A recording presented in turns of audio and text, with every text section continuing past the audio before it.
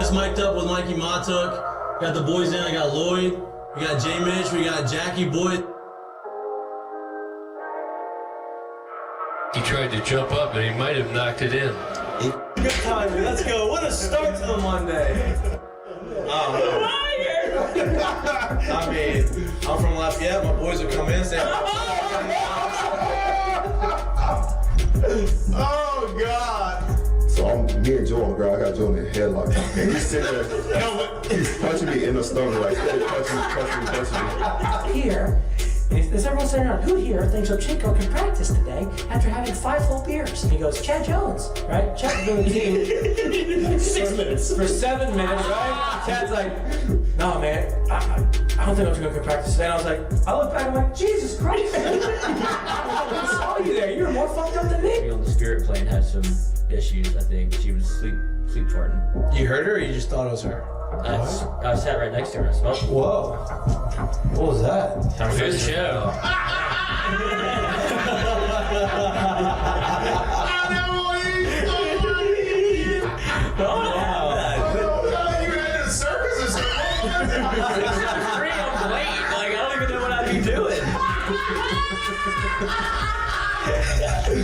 Now, when you do go to spring training, are you going to bring your chinchilla and your turtle? My dad tell you about it? The SEC is, God, they hate fat people. I mean, I get crushed for that. You know what I mean? It's like, come on, man. Hey, just the South, bro. You got a bunch of food down here. Like, they should all Players. Look at Lloyd. You know what, Lloyd? You're looking for a recruiting coordinator, coach. I'm here. He's like, I'll piss my pants right now. No way. We're wearing gray pants, long gray pants. He goes, I'll piss my pants right now.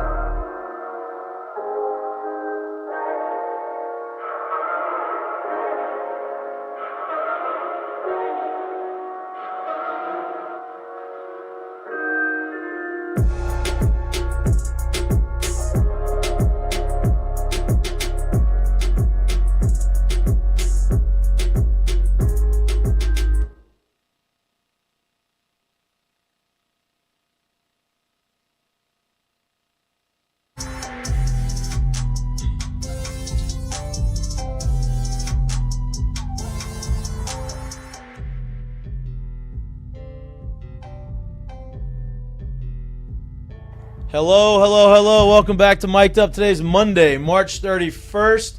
Welcome back. We have a huge... Well, no, I'm not a welcome in guy. We got a huge show for you today. LSU baseball coming off a 3-game sweep of Mississippi State. Tigers After Dark was kind of the theme of the weekend. I will be honest. I like it better. I did not. No, I do not like it better. I did not stay up till 2 o'clock in the morning on Saturday to finish watching that game. In my mind, when they scored 9 runs, the game was over. I watched up until I couldn't watch anymore. I did watch the entire game on Friday because the man that is in studio came in the bullpen, and I want to watch him finish out the game or see how Jay was going to utilize him, and that is Casan Evans. He is live in studio for an interview to talk ball with the boys. Before we get to him, we got to talk about LSU women's basketball. They blew it. Valiant effort, great season. Elite 8 again for the 3rd straight season. They did not get past the Elite 8 for the 2nd straight season, which don't ask that to Kim. She did not love that question from the reporter, which I get it. Emotions are hot after a big loss. Probably could have phrased it a little differently. But great season for them. They'll be learning moment for the kid. Learning moment for the kid, no doubt. They will be back next year. #1 recruiting class in the country. I would imagine some transfers are going to come in. Great season for them. Came up just short, but Elite 8 is nothing to turn your nose up sneeze to. at. Nothing to sneeze at, right? As mentioned, LSU baseball with the sweep, 1 of 5 sweeps in the SEC over the weekend. We're going to talk a little bit about the SEC later on in the show, but we are excited to have Casan Evans in studio. Welcome, dude. Thank y'all for having me, man. No, Excited thank you for agreeing to be here. Listen, it's a late show, so I know sometimes it's a difficult, long weekend. So I appreciate your time. Appreciate you coming in.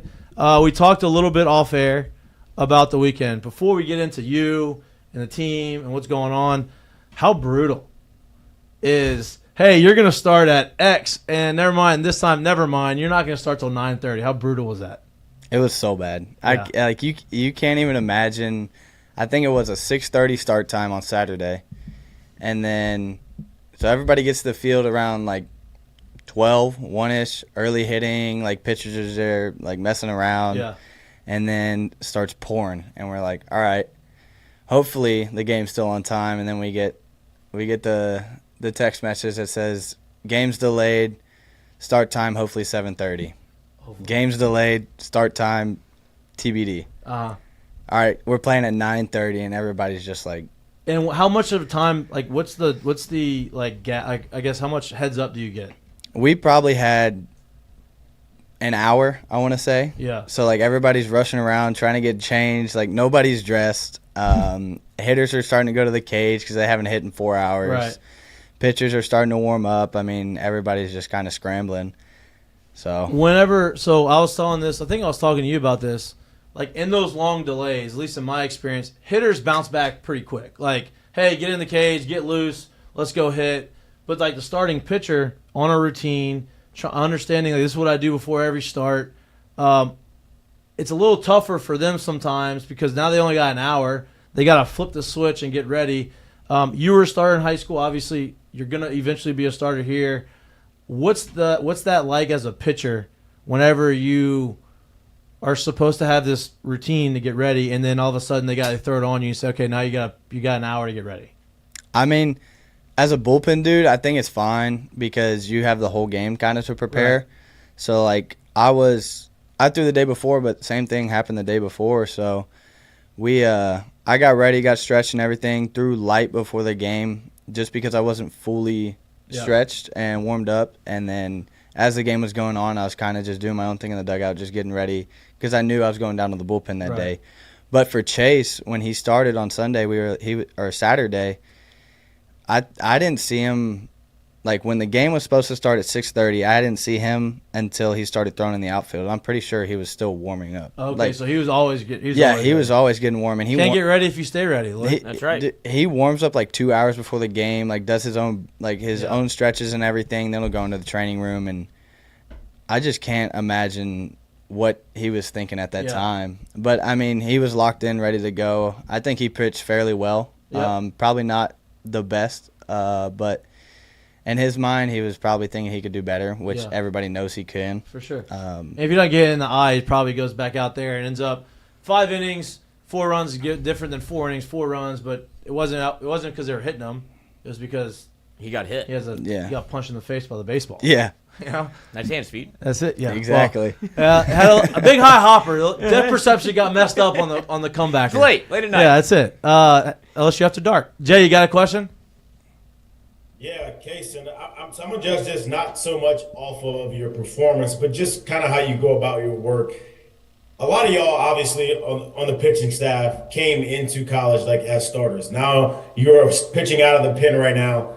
How has it been for you trying to kind of figure out, like, all right, how am I going to go about my day and get myself ready? Because it is a completely different either routine or just thought process when you're coming out of the pen as opposed to when you're starting and you know what time you're on the mound and all of those things. How's it been for you trying to figure out this is my lane and this is how it works for me in this situation?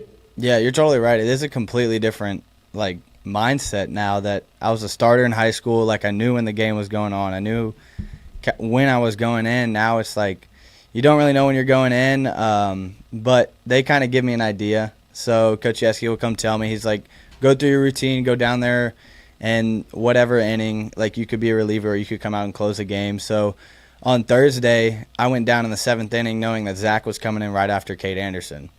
So I went down there getting ready to close the game, and then I saw how the game was going, and I was like, all right, I'm not going to need to pitch. Finish this thing out. Yeah, he's going to finish it out. And then the next day, Coach Johnson told me they were kind of going to do the same thing with me as they did with Zach. So I went down there, I want to say in the 4th, and kind of just started my routine. And when he radioed down for me to start throwing and getting hot, I was like, all right, I'm ready.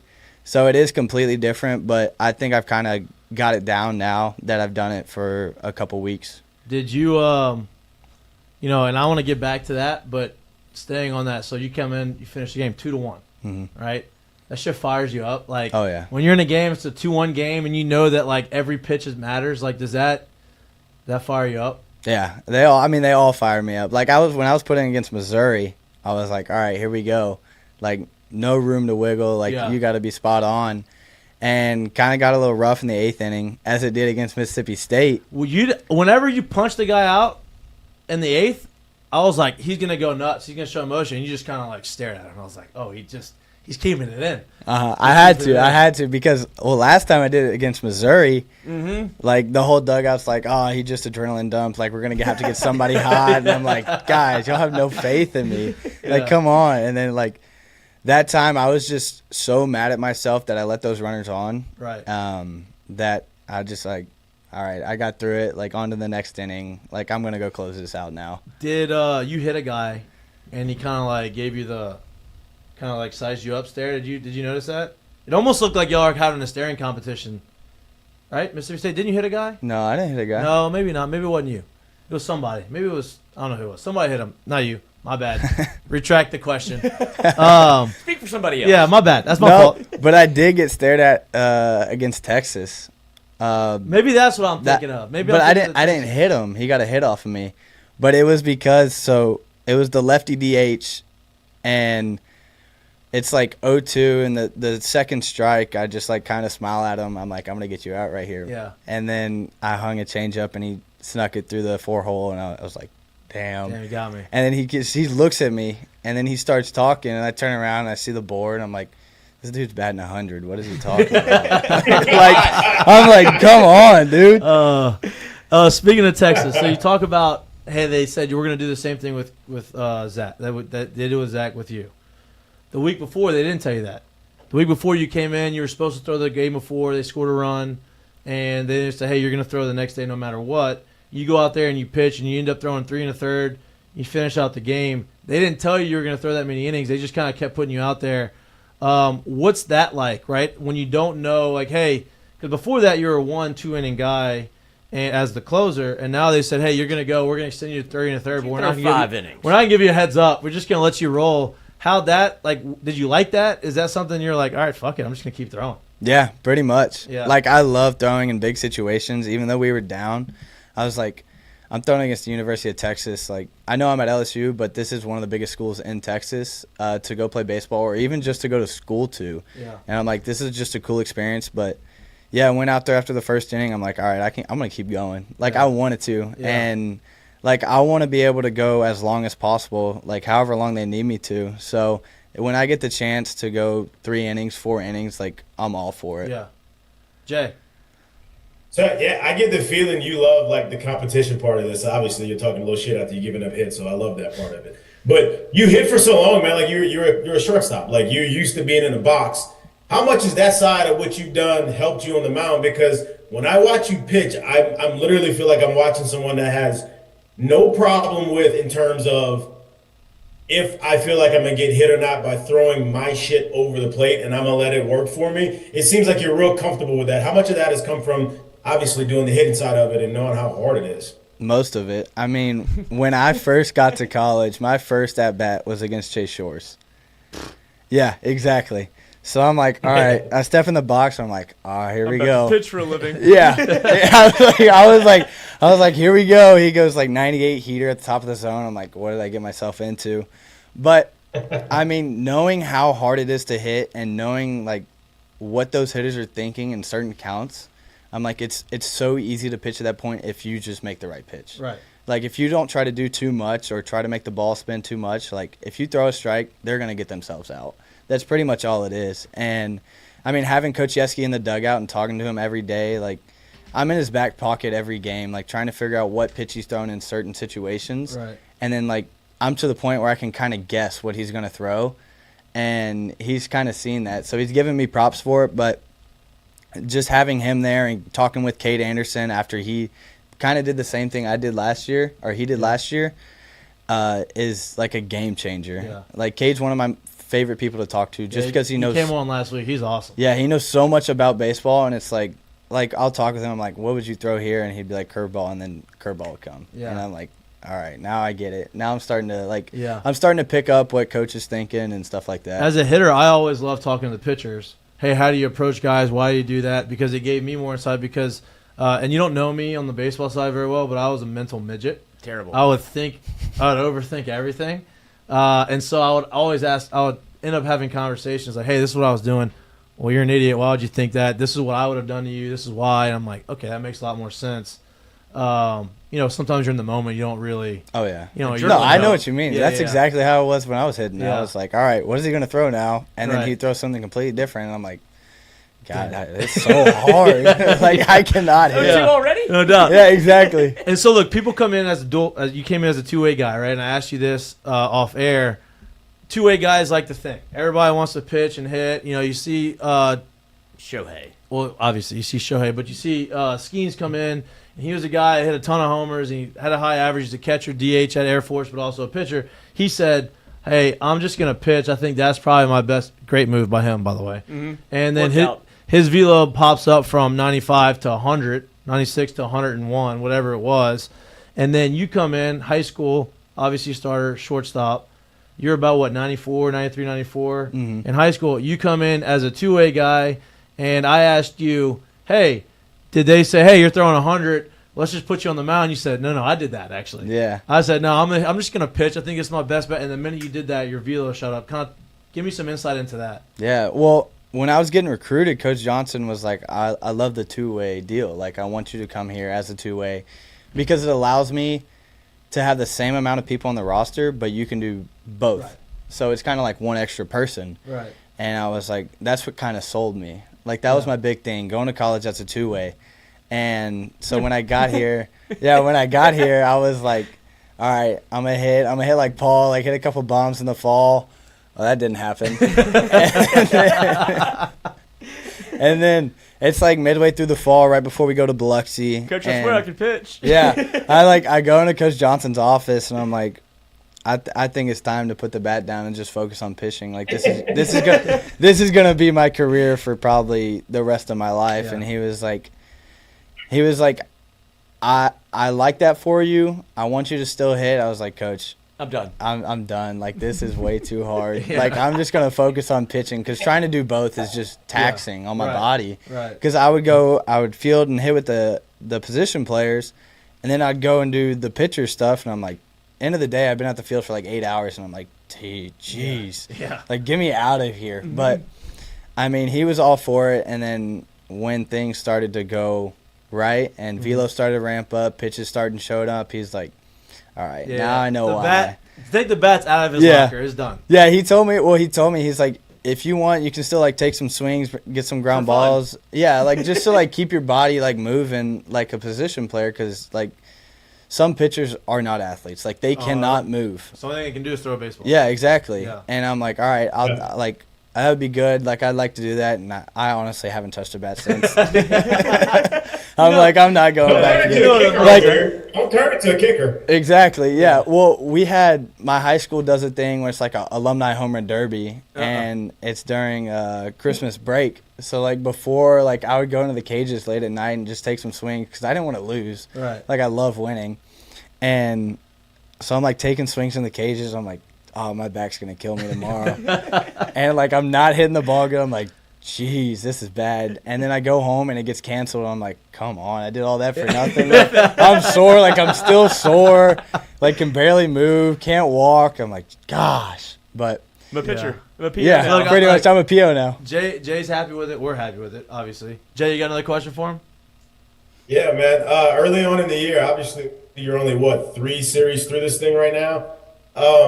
Is there anything in the league, SEC-wise, that's either surprised you or it's exactly how the hell you thought it would be? Like, is there any of it that's, like, stuck out to you in either way, in either side of the spectrum?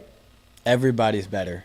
Everybody. And, like, it's gotten to the point where I've seen, like, if you just lay a heater down the middle, like, it's going to get hit hard. Yeah.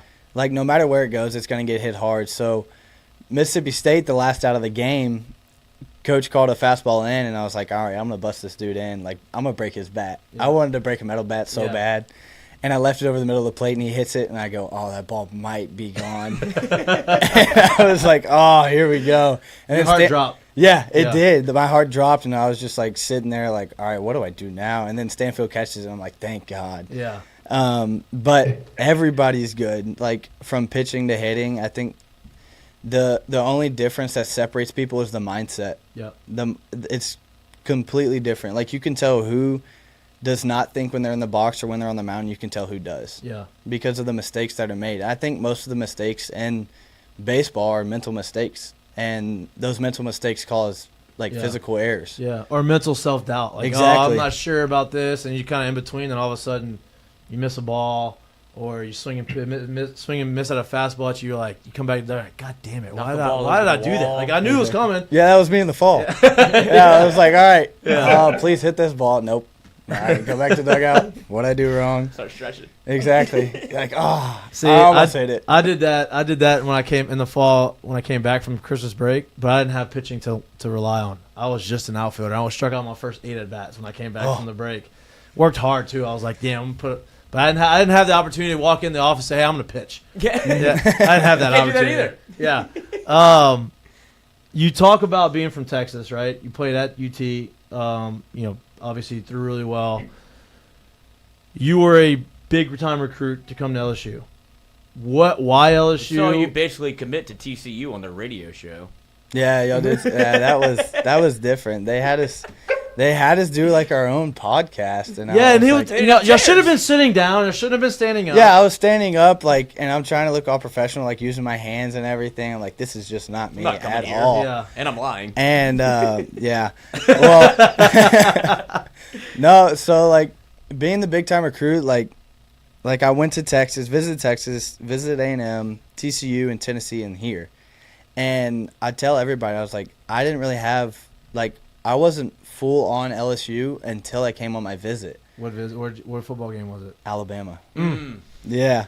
Yeah, so I went to Tennessee, Georgia. Got him. The weekend before, I went to A&M, Florida, and I went to Texas, Alabama. Wow. So you went to some big time games. Yeah. You were using them. I was at exactly. That's what you should do. I was at 3 college game days, and I'm like, this is sick. Man was one game away from kicking with McAfee. Exactly. But no, the difference between LSU and all those other schools is like when I got here, it felt like home. Yeah. Like everybody treated me how I wanted to be treated. Like everybody's super nice, just very welcoming. And the coaching staff is completely different. Yeah. I mean, you don't get these coaches anywhere else in the country. From Coach Johnson just being like a really good infielder hitting coach to Coach Yeski, which is one of the best. That's why he's here. One of the best pitching coaches. And then you have Jamie Tutko, our analytics dude. He's insane. I love him. Yeah. I love him so much. Oh yeah. And then Simpson was here when I was getting recruited. Right. And he was the Texas Rangers scout. Yep. When I went to I didn't go to area code with him, but he was kind of the one that got me into it. Yeah. So just having a relationship with him kind of helped out. And then he left the next year, and I'm like, all right, come on now.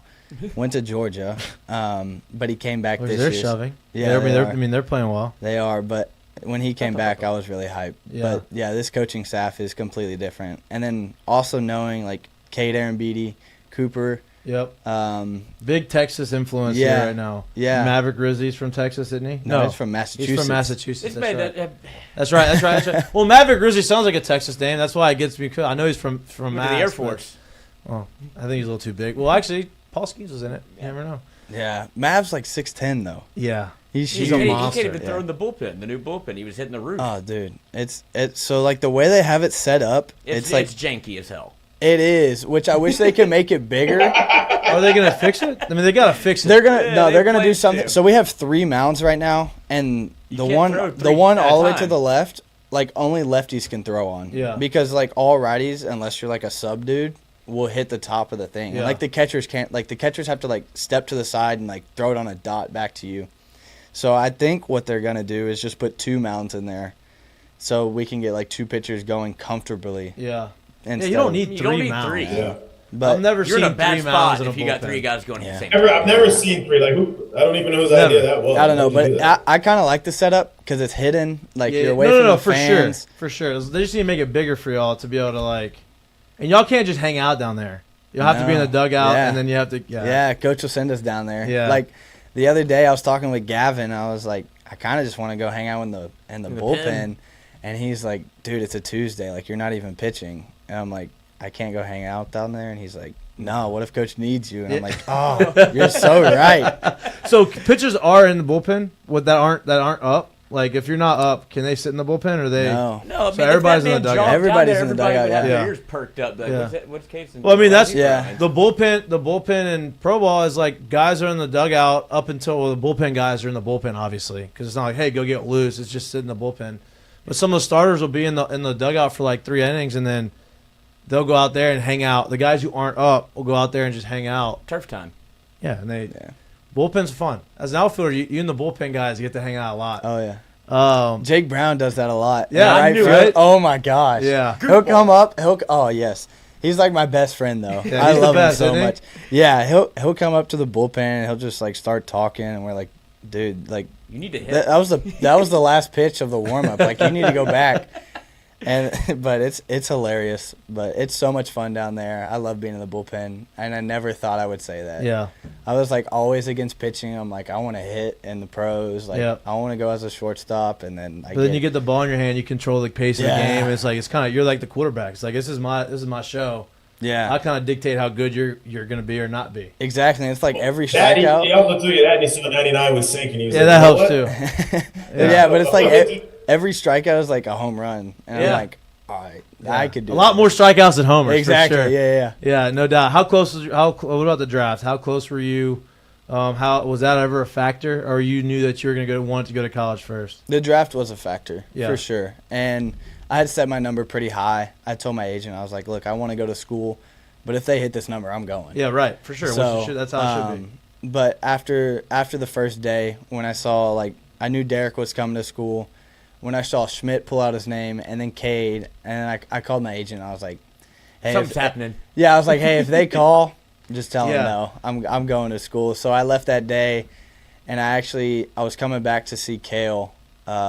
He was from Nebraska, and he went to the Padres, and I was coming back to see him and tell him like not to go because we were like, all right, if one of us goes, the other one's gonna go. Yeah. And I'm on the way back. I get to the apartment, and his stuff's already moved out. And I Damn. didn't even know he got drafted. Damn. And I call him like, hey, where you at? And he's like, dude, I got drafted. They gave me like 45 minutes to get my stuff out of the apartment. Wow. And I'm like, no way. And he was already on his way back to Nebraska. Damn. I was like, geez. Damn. But, yeah. Good for him though. Yeah, good You know? for him. Yeah. Yeah. I was happy to see that he's having fun up there. I talked to him a good amount. I actually was on the phone with him the other day, and he's loving it. But I He ain't mean, playing baseball at 2:30 in the morning. yeah, in no, front he's of- not doing that. Yeah, in front of some crazy fans that'll be there. Not yet. Jay, you got another one? Yeah, man. I mean, so you talked about Jake Brown being really close to you, but like you come to school, who's like the next guy? I guess you will. That's like your brother from another. Like who's the one you hit it off with as soon as you stepped on campus as well? I mean, pretty much everybody. Team seems super close. The team is very close, which at the beginning I was like, all right, we got 12 returners. Right. I'm like, I don't know how this is going to go. Right. And then within the first month, everybody's hitting it off. Like, team will get together like once every other week. Like, we're going to be in good hands this year. And it's just gotten closer and closer since then. So, but I'd say like Maverick Rizzi, Yeah. he's my roommate, but Yeah. like we hit it off pretty well. Like, we'll do a lot of things together. But I mean, Jake's just another animal. Like, love him to death. Like, we hit it off within like the first 2 weeks of me being on campus. This is bullshit, man. I talked to Jake like last week, man. He tries to be real quiet around me nowadays. I keep hearing the same thing about him right now. Yeah, we gotta get him Me and back have on. that- We gotta get him back on. We're gonna have to have words the next time I see him. Yeah, I'm not he'll be like the him. next. He'll be the next Monday guest because we had him on last year and he was great. But like everyone, there's a lot of pressure on him now to come in Yeah, here no, because yeah, now dude, he's got no to doubt live about up to everyone who's coming. He's like, man, he's awesome. He's a character. He's just that. I'm like, all right, prove it to me. Yeah. Show Who me. came You up gotta with see the dugout celebration? Jay. Oh, look at told you, us to sneaking that ask. in there. Yes. The thumbs up. The thumbs up. It was kind of just something that happened. I mean, beginning of the year, there's a couple different ones going on, and then Stick to one of them. yeah, we had to stick to one of them, and I think Jake was the first one to start it, honestly. Did he? And he did it at first base, and we're like, all right, that's what we're gonna do now. So like every time somebody homers, you'll see the whole dugout go out there and just give the two That's thumbs awesome. up. I love that. Stanfield I love does it that. for anything. Oh, anything, anything. He's one of the best like hype men out there. Like, Yeah. You can feel that. You feel the energy. Oh, from yeah. him. It's like you can tell he's always happy. He's like feel like he's always bouncing around. Yeah, you always, can see that. always happy. Like he'll make a play in the outfield. It could be a routine fly ball, and he'd be like, "Let's go!" And I'm like, Fired up. "Yeah, let's go." I like that. But yeah, he's awesome to be around, and great fielder, great player, and all, great person. Yeah. It I must be mean, nice to have in the outfield too. Oh yeah, Yeah. him. He goes and what- gets it. Huh? between him, Derek, and Jake, you got or- 3 center fielders. dude, it's And insane. 2 shortstops. Yeah. Yeah. Or 3. Yeah. Yeah. Well, Or 4. If We you have- want to pick it back no. up. I don't know about that. But yeah, we just have so much talent on this Yeah. team. It's hard to play everybody. So you're a freshman. You've got to see a little bit. You have the 3 biggest series of the year down the line at LSU, which you've seen some of the environment. A little bit of that Missouri series. The close game in Missouri was obviously 11,000. Crowd was crazy. You saw it a little bit in the Mississippi State, the first game in the Mississippi State, and game 2 kind of got screwed up because of the time. Yeah. But game 1, you kind of felt it. And whenever Dickinson was in here, I was telling him, I was like, hey, we showed him the video of 2 years ago, LSU, Tennessee at LSU. And Jordan Thompson hits the oppo double off the wall with the base loaded, and the crowd's like, In to the it. point where like the student section's throwing stuff on the field, like loud. And I showed him to him, you could tell he was kind of getting fired. I was like, that's what you have to look forward to because you got the 3 biggest series. And then he hits the 3-run homer against Mississippi State to like get him back in the game, and the crowd goes nuts.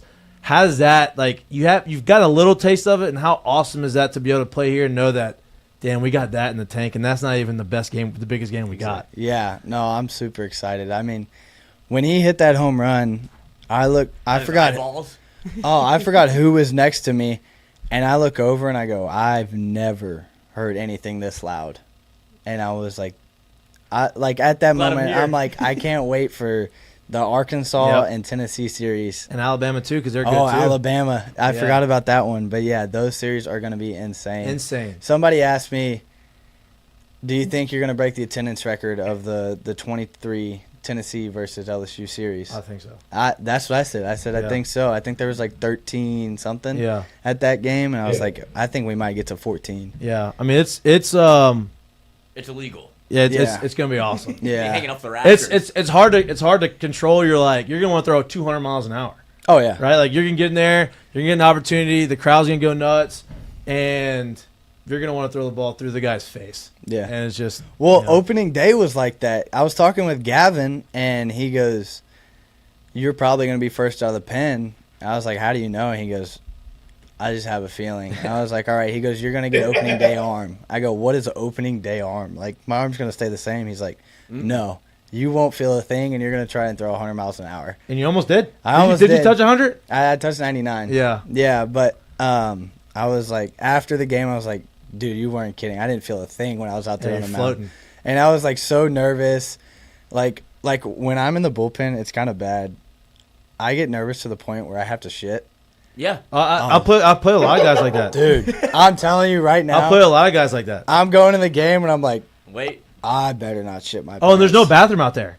Well, you can go into the Marucci Center. That's right. Yeah, That's right. you can sneak in. I mean, there would be kids out there, but you just kind of got to go fast. Yeah. But I didn't have no time. Yeah. So I'm running out, and I'm like, great, here we go. Could you imagine in the bathroom and they calm him down for him? He's like, hey, you got to wait. That happened. I'm not even lying. I'm not even lying. Against Missouri, I'm in the bathroom and knock on the door. Hey, Go time. Coach radio down. You got to get hot. And I'm like, I'm Sweating already here. getting hot. like I'm almost there. Like I just got to throw a couple pitches, then I'm good. But I was like, all right, here we go. But after I went in, after that first warm up pitch, it was all just went away. Yeah. And I was just locked in from there. Yeah. And it's kind of how it is every time. I mean, even against Texas, I mean, we were down, and I went in. I was still nervous. I always get nervous. It's crazy. That's good. That's good. Yeah. That's a good thing. Did you care? Yeah. Well, then I go in, I throw the first pitch, and I'm like, all right, it's game time Fuck now. Yeah. And Here we now go. you're good. Yeah. It's like football. You get hit the first time, you're like, I'm in.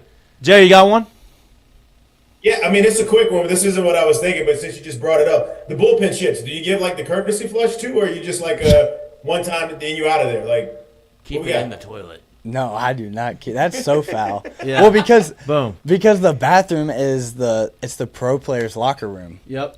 So Bidet? Yeah. no, there's no bidet. No bidet. No work on bidet. that. They No need to bidet. work on. They that. actually need. What do you think this is? Dude, The pro guys need to come back and use it. They gotta make it two stalls. They only have one shower. They need. We have 3 mountains and only 1 bathroom? Yeah.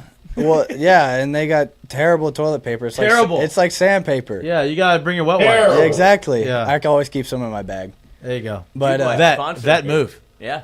my dad taught me that one. There you go. Always, because he played There pro you ball go. with the Royals. Okay. And he played in the organization. He didn't make it. He made it to Double A. Played with them for like 4 years, and then he was like, it's like he told his manager. He was like, because he told me the way they do it is they have like 3 people stand up for you if they want you on the team the next year or something like that. Oh, back then. Back then, Wow. yeah, and he was like, "Don't stand up for me."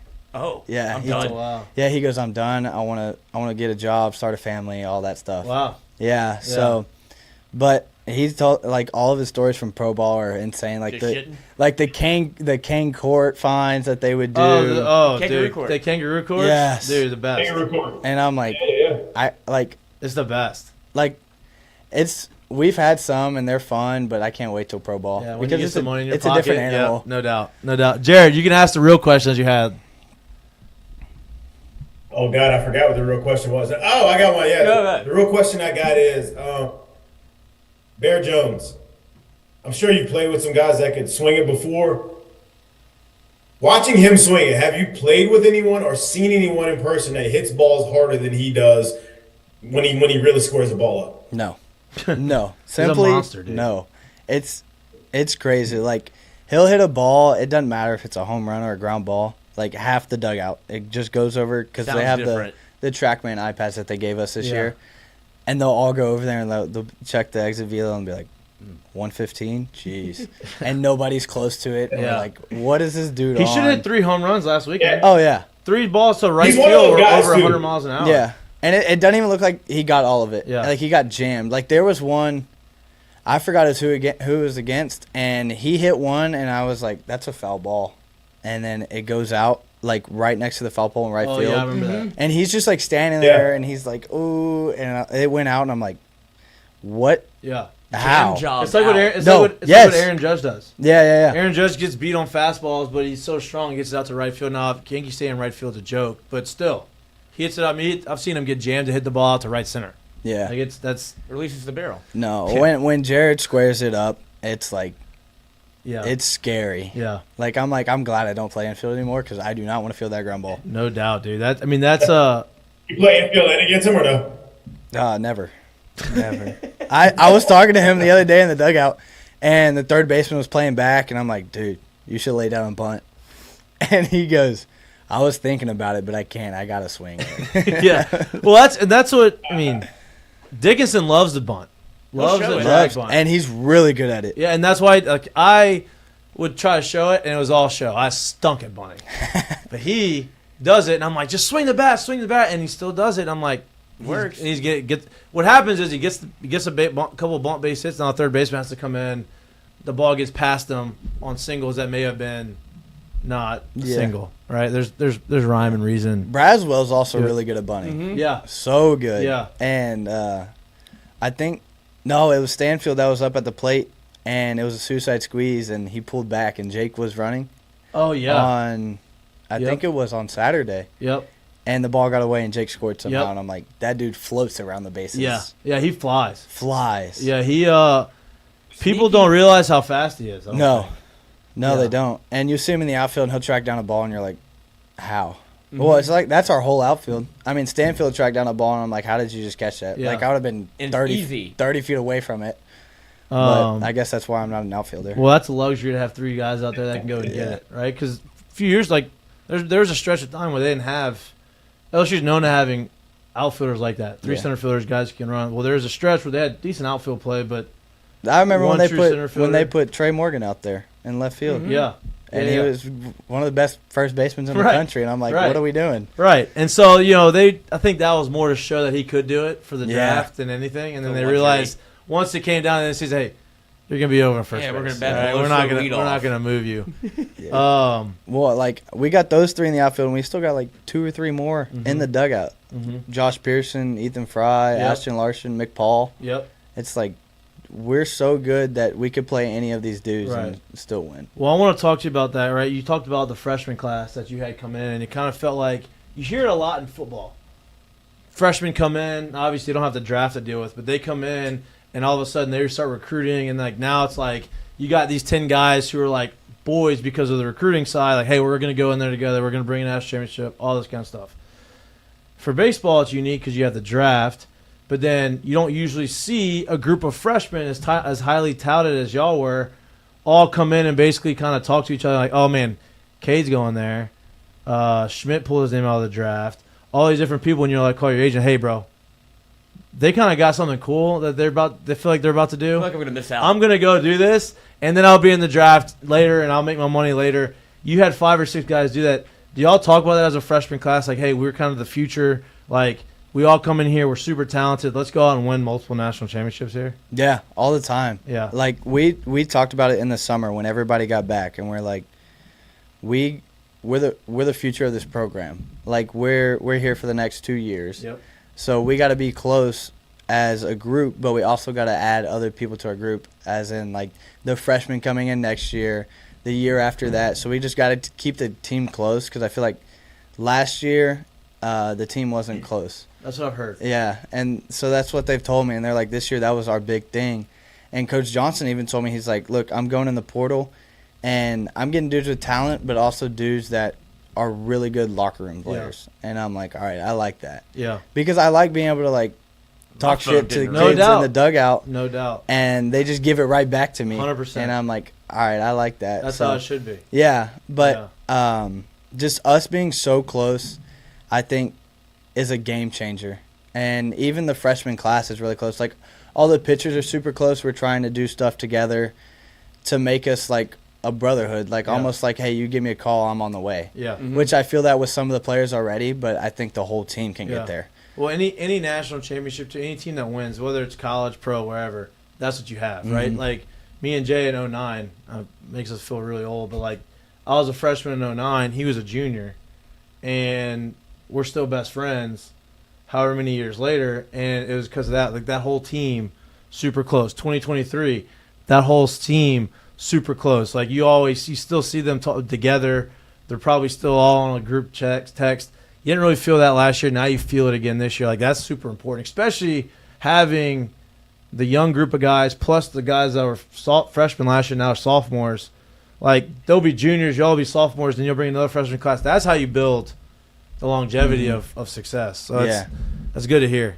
It's crazy because everybody that's come on here that was here last year said the same thing. Yeah, we weren't that close. You know? Yeah, it's just what I've heard, and like they've said some things, and I'm like, all right, yeah, that doesn't sound very close. And then they were like I was talking to Josh Pearson, and he was like, yeah, this year I could tell within the first 2 months that we were supposed to feel like. This is what it's supposed to feel like, because he was on that 23 team, right? And he knew what it was supposed to feel like, and he's like, yeah, it's getting to that point. I love that. Dude, I could talk to you all night. I'm not gonna keep you all night. We've kept you for 45 minutes already. Hey, you got see, time flies when you're having a great time. We're having fun. We'll definitely have you back on throughout the course of the We're gonna call you of in the the season. get to the pen. You know, In-game interview. yeah, Lloyd's gonna try to get on. So is it walkie-talkie? Is it like a? It's walkie-talkie. Yeah, so you can't get it. I'll You just get, get on maybe that- find get on the channel. That's right. Find the channel and buzz in there. I do have one question before you go, because Jay made a point to kind of emphasize how important you were in recruiting, and then the story came out that he missed one of his best friend's wedding for your, I think, second visit. Did you know that before? Did he make any hints to that, or do you feel the love of his recruiting? Because that seems to be a huge part of what he does. And it feels like if you're going to miss a wedding, you just bought everything on the registry. Yeah, no, so I didn't know it before. You know you're keeping him from that? I did not. Having a change. So I had called Coach Jordan or JJ, and I was like, hey, like, I want to come on a second visit. I want to bring my mom. She hadn't been able to see what it's all about, how y'all are in person, and stuff like that, because she wasn't able to come on the recruiting trip. Right. And he was like, let's do it. Like, I think Coach Johnson's going to be out of town. And then Coach Johnson texted me. He goes, hey, I'll be in town. We'll be ready. Like, let us know when you're here. And I was like, all right. So we get there, and it was when I committed. That's when I committed. Mm-hmm. That was like the whole like setup thing, because I like doing everything in person. Yeah, I think it's just love like that. a big respect thing. Absolutely. So I told my dad, I was like, hey, I want to do this in person. I want to have Mom like check it out first before we do it. And he was like, all right, I love that for you. Like, that's what I was raised on. Yep. Like, I was like big respect family. Yep. So when I got there, like, we looked around campus, showed my mom everything. Then we went to go eat. Where'd y'all go eat? Walk-ons. Okay. Nice. Yeah. That's Yeah. simple. So it was just like a quick lunch because we were leaving that day. Right. And we're all just talking. I'm kind of quiet the whole time. Like, I hadn't said a word all dinner. Coach Johnson asked me something, and he was like, so, like, what you think about it? And I was like, honestly, Coach, I love it. I'm ready to be here next year. And he kind of just, like, he didn't even, like, it kind of clicked later on, like a few seconds later. Yeah. And he kind of gave me a look, and I'm like, Commit. I was like, oh yeah, and then like the whole like the table, I swear he almost flipped the table. Like, it was him, JJ, and Simpson, and I swear the table almost flipped on me. Like, they were just so excited. It was awesome to see, and it was just like, it's such a great story to tell because people are like, how is it when you commit to a program? And I'm like, this is how it is. Like, this is what you want when you commit somewhere, knowing that the coaches are that excited to see you commit. Right, and it's a good feeling to know that you're Wanted. not only wanted, Needed. but like you're not just another guy. Exactly. You know what I mean? Like, it's like, hey, they really want me. Of course they want me. Everybody wants me, but like, it's not okay. We got him. Now on to the next one. It's like, hey, we got him. If we get him, hell yeah, we got him. Yeah, You know what I mean? that's Like, exactly what it felt like. Yeah. And like, we got in the truck after, and we were driving home, and my dad looked at me and he's like, that's exactly what you want out of a coaching staff right there. Yeah. He goes, if they didn't react like that, he goes, I wouldn't regret your decision, but I would think about like why they didn't react a certain way. Right. And he was like, that's the perfect reaction that you want. Did they come? I mean, it's a 4-hour drive, right, from here. Did they come back and forth? Yeah. To So every game. They try to come to every game. Like, Wow. the Tuesday games they won't come to Yeah, right. because like there's no need. But they Well, I mean, Well, dude, no, they gotta go right back. Yeah, they gotta go right back. back. I mean, they've been to a couple Tuesday games. My mom has, because Yeah. my dad's a high school coach. Okay, He coached me at my high school, so it's kind of hard for him to come. You're telling me your dad was the coach and you played shortstop and pitched? Mm-hmm. You batted fourth? Oh yeah. So when we're in Texas, and I'm in the bullpen. No, this is before the game on Friday. Yeah. And like, so I'm from Houston. A lot of kids from Houston go to UT. So like, these kids know of me. Right. So they're just talking, and then I hear, did your daddy get you that scholarship? And I'm like, there's no way that just came out of your mouth.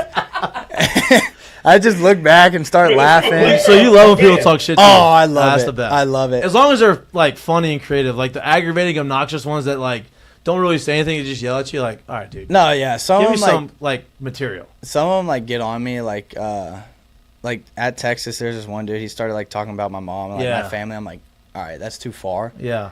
But some of them, I'm like, oh yeah, bring Pretty it, good. bring Yeah, it. yeah, I love it. Yeah. So, Yeah. but yeah, it's awesome. But yeah, that recruiting trip was insane. Yeah, man. Well, look, we're happy, obviously, that you're here. I know Jay's happy. I know you're happy. I'm excited for you to continue to do what you're doing and continue to see.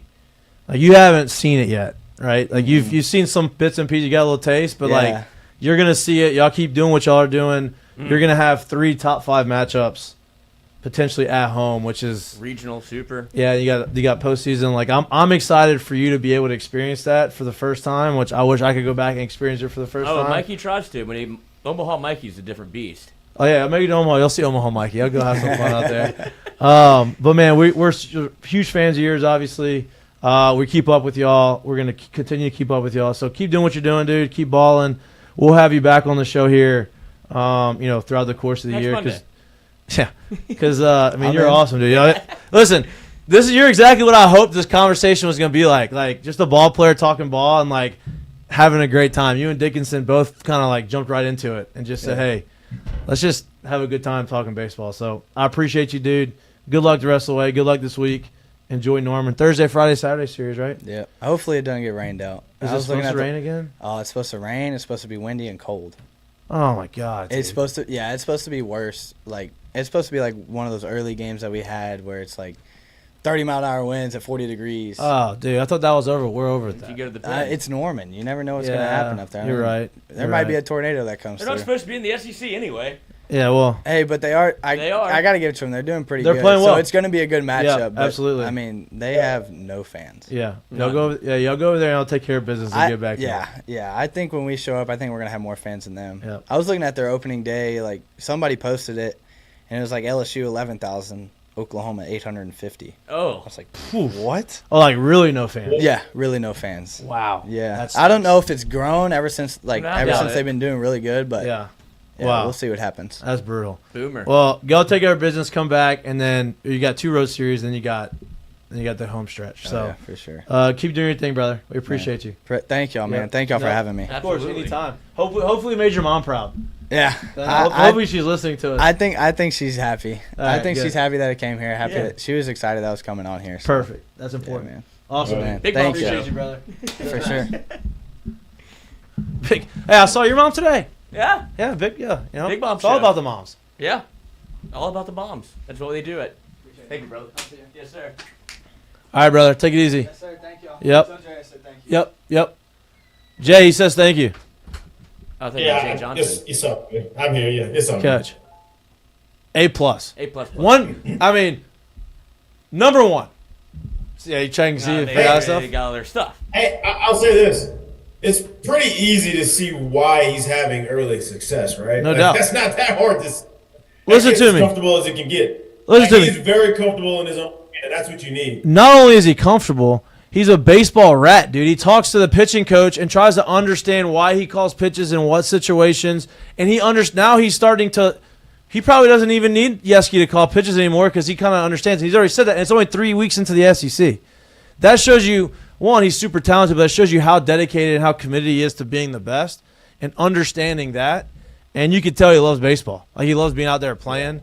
Any dude that comes in and says, I love when people talk shit, and not like the cocky, like, oh, talk shit, let me play well. It's like, no, I love that. It's fun. Yeah. It's fun when you talk shit to me because, like, I want to be able to go back and forth like, man, LSU's in a good spot, not only for this year but for the future. Yeah, that's a good one to be leading your young crop to kind of like spearhead everything else that's going to come in and how that locker room is going to be for the next 3 years if you're going to count this year as well. No, he's a good one, man. That's great stories. And I hope Jake Brown hears this because the next time he comes on and he gives us that half-ass, we got some shit coming. Hey, we got ammo now. We were trying to be nice to him last year. Like, oh, we don't know you. Coming on talking about he's a character, and we got like yes sir, no sir. Jake, I don't know. No, we're getting him next week. No hopefully, more. Next week we get him on Monday, and then he's either gonna disappoint us. I'm not gonna let him disappoint us. I'm gonna be like, hey, listen, this is what everybody's saying to you about you. They're not saying you're a stand-up comedy. Come here with bits. Yeah, you're not doing stand-up. Just be you.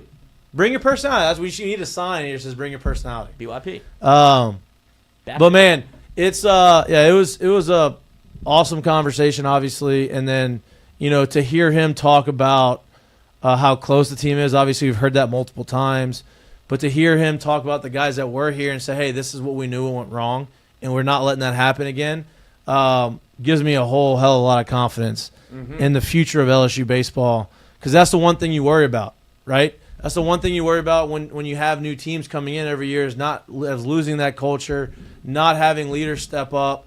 But obviously they have those guys, and now you have a young team that they're instilling those values, which is unbelievable for the future.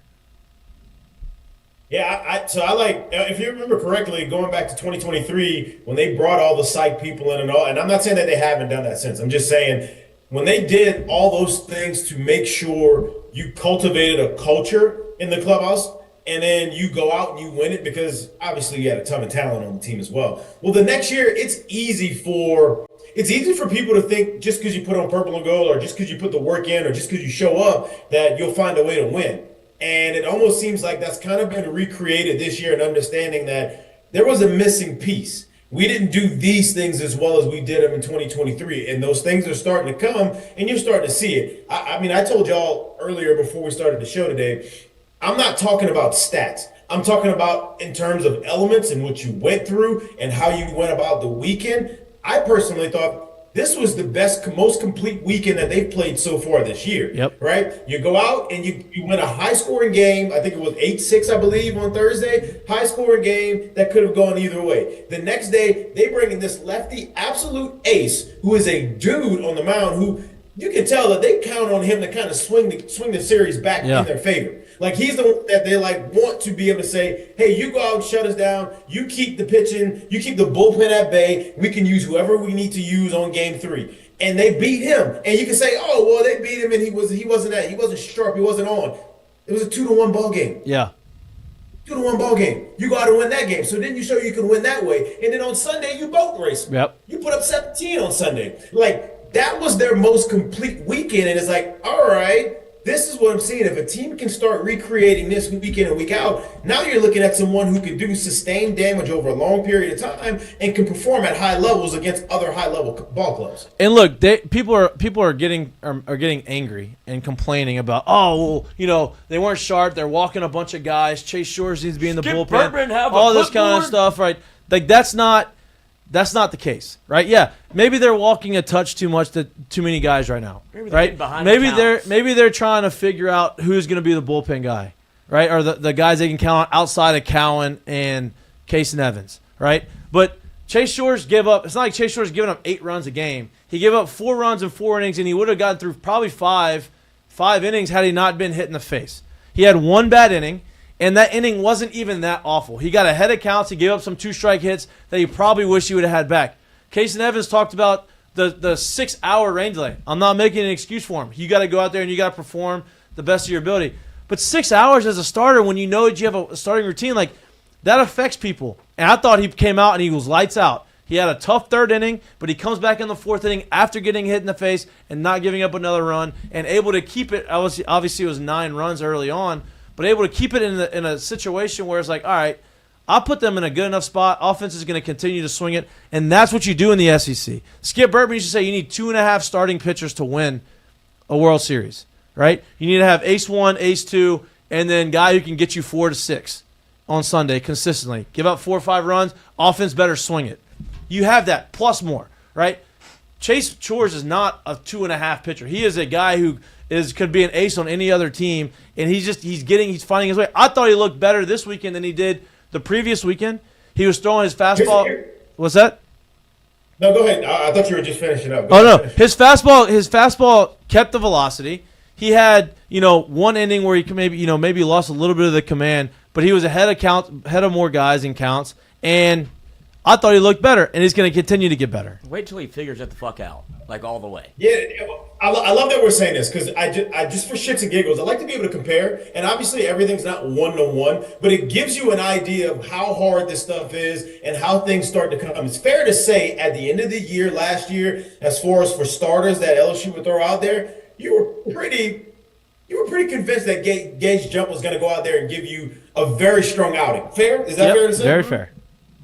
Okay, so the reason why I say that is because if I go back last year and I go back to week 3 of the SEC schedule, LSU was at Arkansas. Fair to say that Arkansas didn't have a very good hitting team last year, right? Fair? Correct. And LSU lost on Sunday when Gage Jump was pitching. You want to know what his pitching line was in that game? Tell me. 3 2/3, 7 hits, 4 earned, 2 walks, 3 strikeouts. Not very good, right? Right. Shit takes time. Yeah. And this is exactly what we've been saying for the last 2 or 3 weeks. I don't expect Chase Shores to be at his best right now. But what I'm hoping and I'm expecting is that you can keep increasing and keep getting better. In terms of how long you're out there, how well you command the zone, and keep pushing and kind of knocking down and getting feel for what you're trying to do. Like you said, he's in there a lot longer if he doesn't get hit in the eye. Who knows what those numbers will be? So I don't care about that. He pitched to a tune of keeping them in the ballgame and giving them the opportunity to win, and they went out and did that. I think that kid is going to be much better in the second half of the year, like we've said the last few weeks, than he is right now. And that's the stuff you got to start focusing on. Because if you get that from Chase Shores, he's an X factor. Yeah. Like a legitimate X factor. Yep. And look, they think, you talk about the bullpen. It seems like, and we talked about this last week, right? I said, hey, it's going to be interesting to see if he uses Casan Evans like he did against Texas. And if he does that, it seems like he's going to try to piggyback some of these guys and be able to shorten the bullpen because he's got 2 guys that he counts on to go 3 to 4 to 5 innings out of the bullpen, right? Zach Cowan has proven that throughout the course of the year. That's his role. You're going to follow up Cade Anderson. You're going to dominate. You're basically going to be a second starter, and we're going to save the bullpen for the weekend. Well, against Texas, first time he allowed Casan Evans to go more than 3 innings. He goes 3 1/3, looks great. Then he comes back in. He says, "Hey, yes." He goes, "Hey, I think we're going to do that again on Saturday. We're gonna not think. This is what we're going to do. Mm-hmm. You're not closing the game on Friday or the first game. Game 2, you're going to come in after Ianson." And Ianson was lights out. That's a whole other conversation. He was 12 strikeouts in 5 innings. People say, "Oh, he wasn't super efficient." I'll take 12 strikeouts in 5 innings every single day of the week. Giving up 1 every day. Every day of the week, right? Then you put Casan Evans in, and he has his longest outing of the year and doesn't give up a run. He holds the 2-1 game and wins the game, right? And so it looks like that's what Jay's trying to do, and he would love to potentially have that again on Game 3, right? Which you saw that in the back end of the game. Jay Newt threw 2 innings. It feels like if William Schmidt can be able to kind of figure it out, he's going to give you multiple innings. And now he is shortening the bullpen, and he's allowing now he's able to match up the other guys instead of asking them to go long. Yeah, there's a couple things, man. I don't know if y'all remember this. Early on in the year, we kind of laughed at the idea because we thought it was funny. Like, we felt like I think Jay had a quote where he said it was like 7 or 8 starters that he thought he had, right? And we were like, Jay, how you got 7 or 8 starters? Well, it's starting to play out. You're kind of starting to see how he's trying to do this thing. We talked about last week. We said, hey, the Friday game is going to happen. We expect Cade to pitch well, which it wasn't even Cade's best game, right? But they were able to only use 2 arms. But we talked about before that game, before the Friday game started, we said, watch how this thing happens and unfolds tonight because they didn't use a lot, and we expect that this should be a very good look into what he may be trying to do down the line with the bullpen because we thought that especially if they got the win, actually it didn't even matter. We thought for sure that Friday game would be very pivotal into how they were going about stuff. Like, you wanted to win this series and you really, really, really wanted to win it bad, right? And so we got to see Zach Cowan come in for 4 on Thursday night. Then you got to see Casan Evans come in for another 4. And then all of a sudden you start thinking, man, he might be right.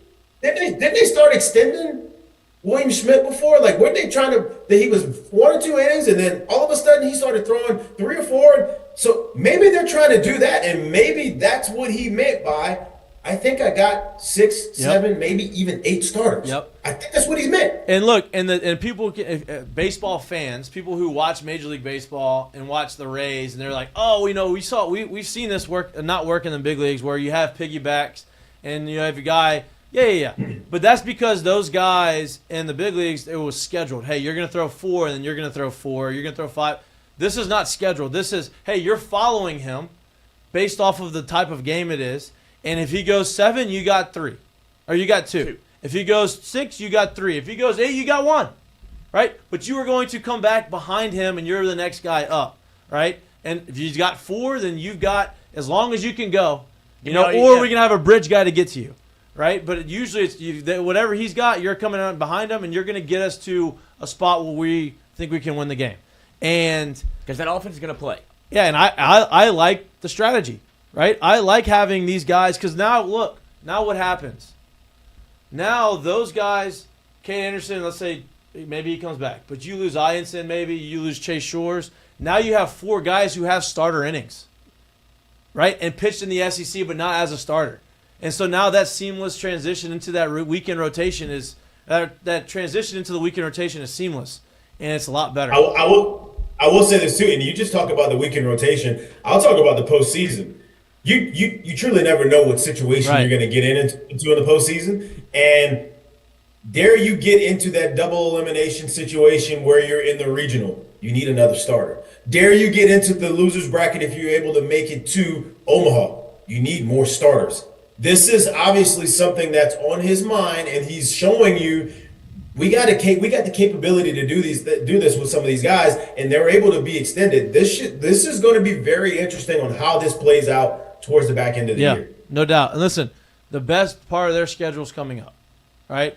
Obviously, you got to go to Oklahoma. He mentioned it looks like it's going to be windy, rainy, and cold, not great conditions. So they're going to probably have to rely on the pitching staff a little bit more over there. Hopefully the offense can score runs, right?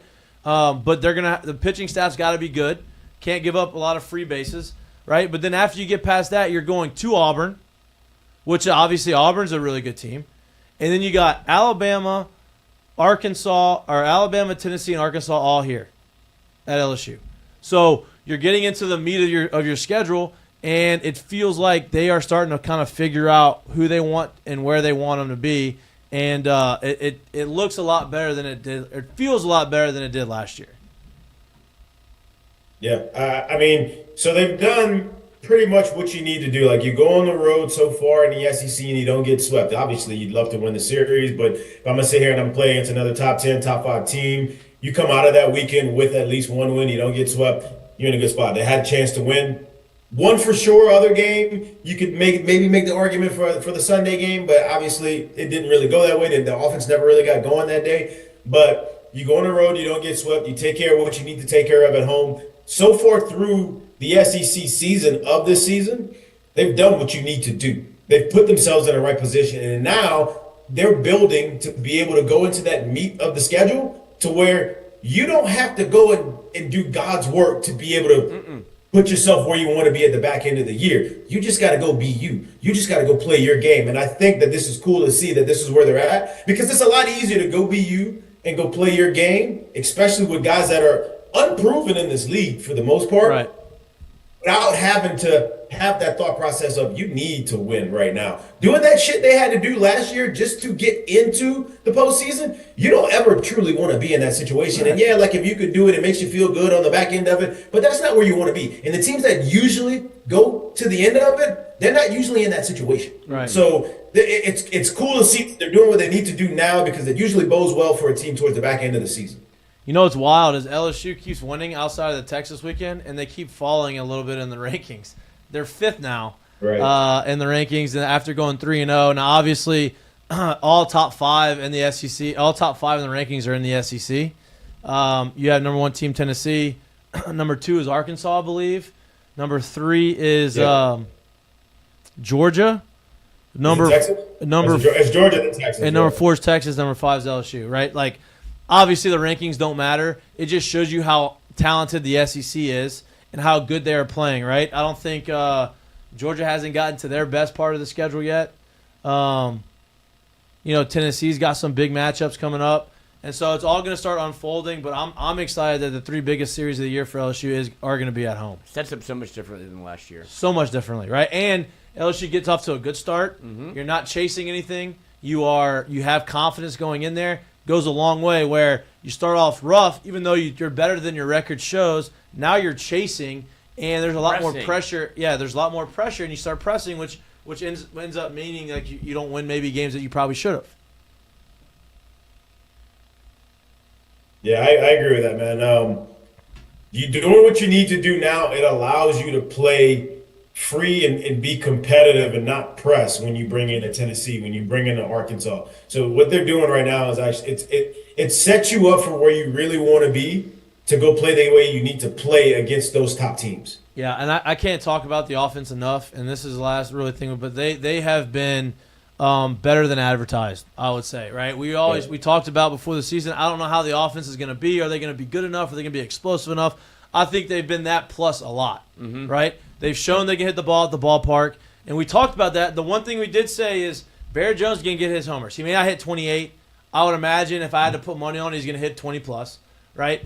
But who's going to be the other ones behind him? Is there going to be another big bopper? It'd be nice to have another guy with 15-plus homers, but everybody in the lineup's hitting homers, right? And so they're getting the home run ball from a bunch of different guys.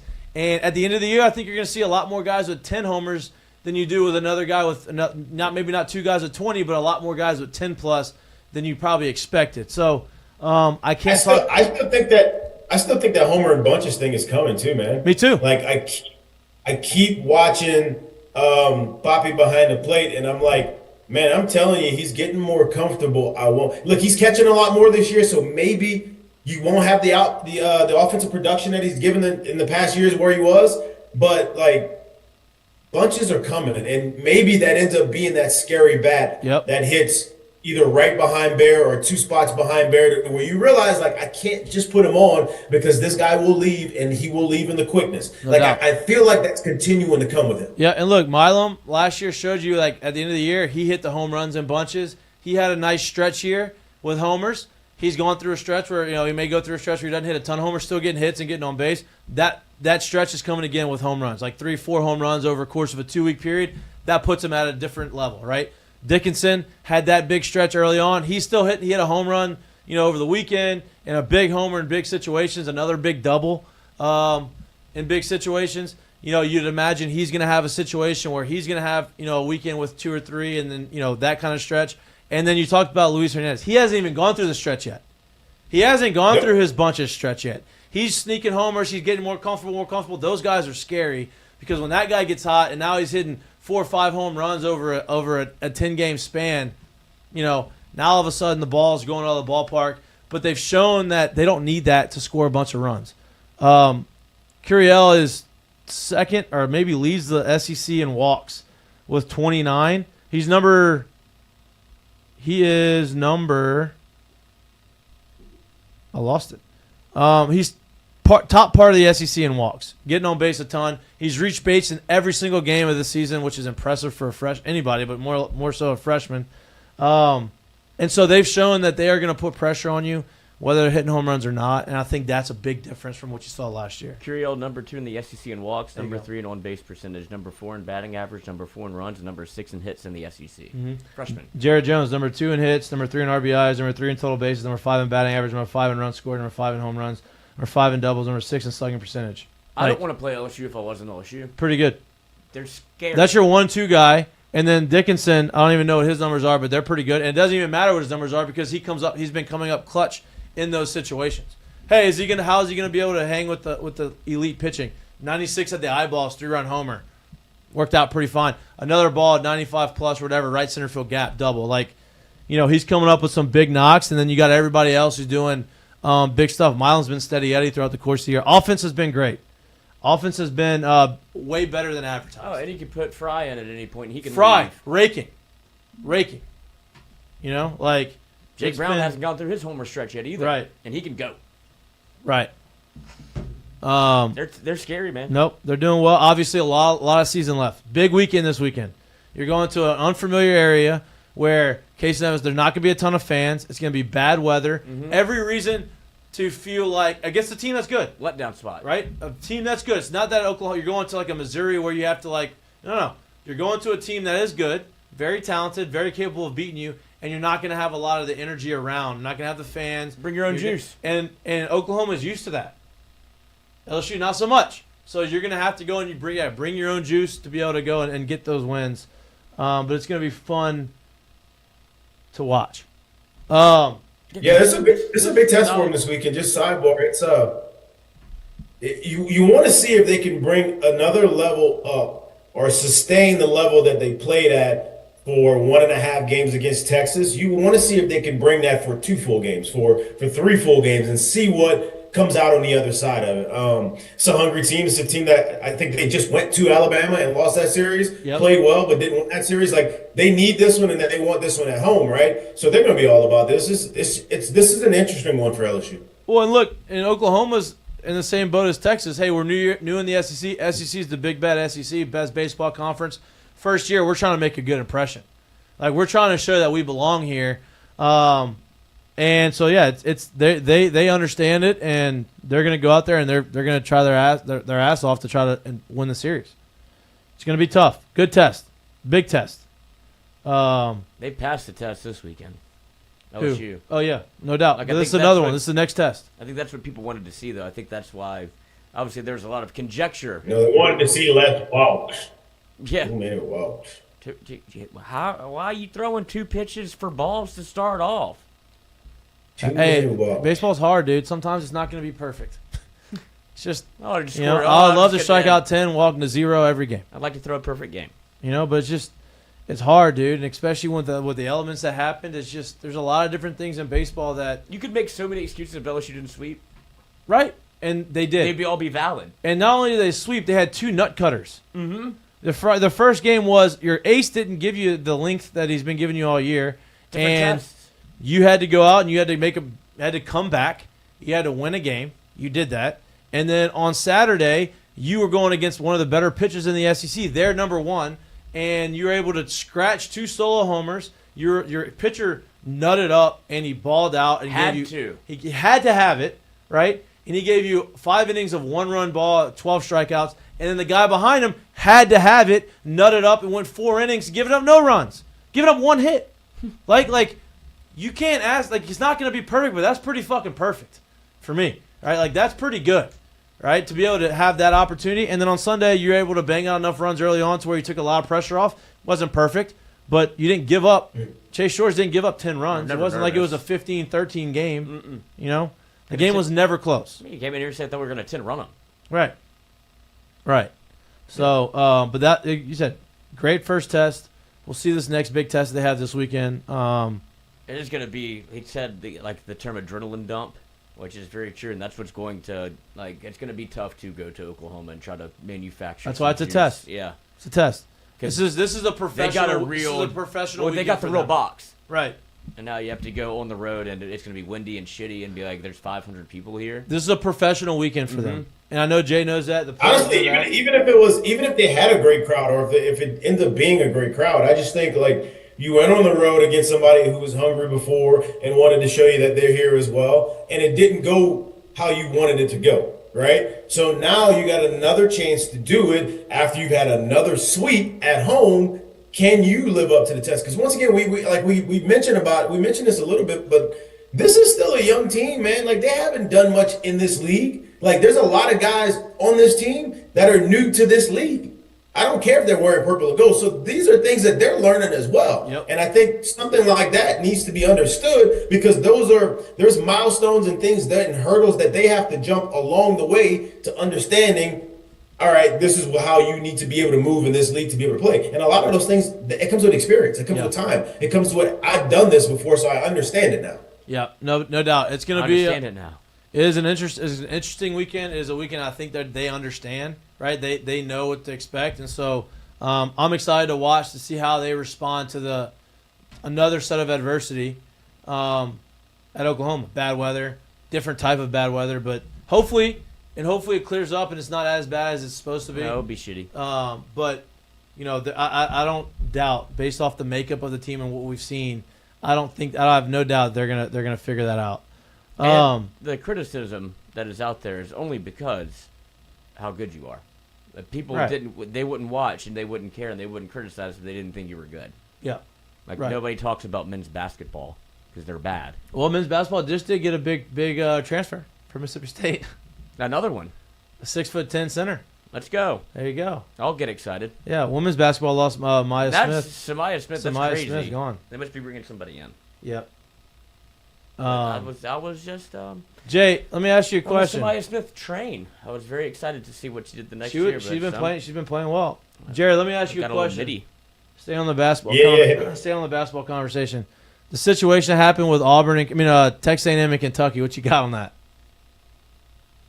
Wait, what situation? What Mingione did to the travel curfew? Oh, you talking about? I thought you were saying staying on basketball. I'm like, wait, what are you talking about? Baseball. Yeah, that confused me. Yeah,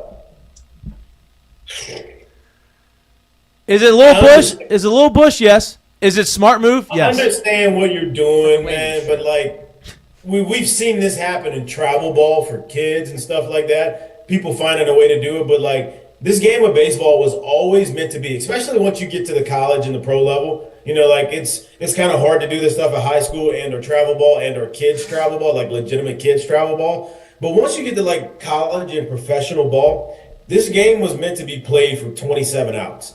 And or if you got to cut it down for 2 innings, 21 outs. That's what this game was meant to be played for. So it literally, you watched them try to turn it into basketball or football, like a shot clock. I'm going to try to run out the clock at the end of the game. So I get what he's trying to do. it was just tough to watch because that's not baseball, and you don't really see that anywhere else ever. And I would like to not see it. And you got two teams that are duking it out, that are having a very tough start to the beginning of the year, and they're both trying to find any little advantage and scratch and claw to get it. I just don't love that, but it's tough to watch, and especially because they went to the lengths that they did, was they tried to bleed every second off of every pitch when they started doing it. Well, look, I'm not saying it was the right move, right? And I agree with everything you said, but I'm not saying that. I mean, it was a smart move by him, right? And I would have reacted this. I'm not saying it was a smart move for Kentucky to do what they did. You're going to play by the rules. That this is what the travel curfew is. We're going to take advantage of that, and we're going to use it to our advantage, right? Because we're almost at the 4:30 mark. We're going to do it, okay?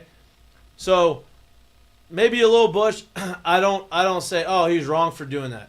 I also, on the other hand, don't disagree with the way Michael Early reacted. No, you're being right. Like bitch. I would have done the exact same thing, right? I would have done the same thing Early's doing, right? He knows how important these games are because of the start they got into. So like I don't fault him for acting the way he did. It's a it's the old adage, hey, you don't like it, don't put yourself in that situation type of thing, right? Which it wasn't like it was a 1-run game, it was a 5-run game, right? So you wanted that last opportunity to maybe put a desperate rally together.